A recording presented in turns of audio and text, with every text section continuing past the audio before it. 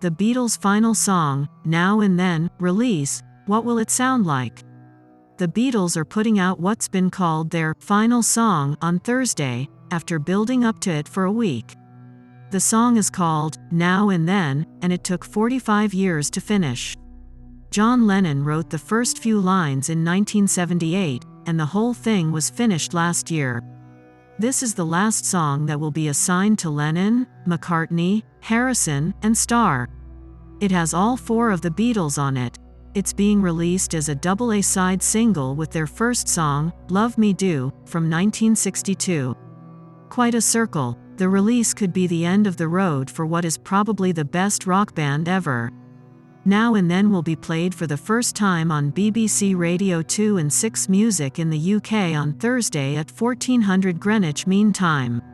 Streaming sites like Spotify, Apple Music, and Amazon Prime Music will all have the song at the same time. The next day, you'll be able to get copies on CD, vinyl, and tape.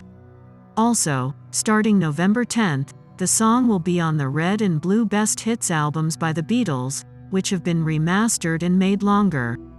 For years, the original version has been around as a bootleg. It's a sorry love song that sounds a lot like John Lennon's solo work from the 1970s, like Jealous Guy. Sir Paul McCartney and Ringo Starr finished it in the studio last year. Drums and bass parts that George Harrison taped in 1995 will be used, and producer Giles Martin has added a new string arrangement. People who have heard the final song say it's a touching and poignant look at the band's friendship. Listening to John and Paul sing the first chorus together as they lock into the line, Now and Then I Miss You, is, to say the least, intensely powerful, said Rob Sheffield of Rolling Stone magazine. I cried like a baby when I heard it, Lauren Laverne of BBC 6 Music said. Just gorgeous. The story starts in 1978, when Lennon made a demo at home in New York with his voice and piano. Yoko Ono, his widow, gave the track to the other Beatles on a cassette that also had demos for free as a Bird and Real Love after he died. The Beatles' first new music in 25 years was these two songs, which were finished and released as singles in 1995 and 1996.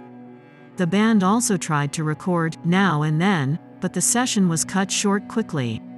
I messed with it for one day, or really one afternoon, director Jeff Lynne said. There is a chorus in the song, but almost no verses. The background track was a rough start that we didn't really finish.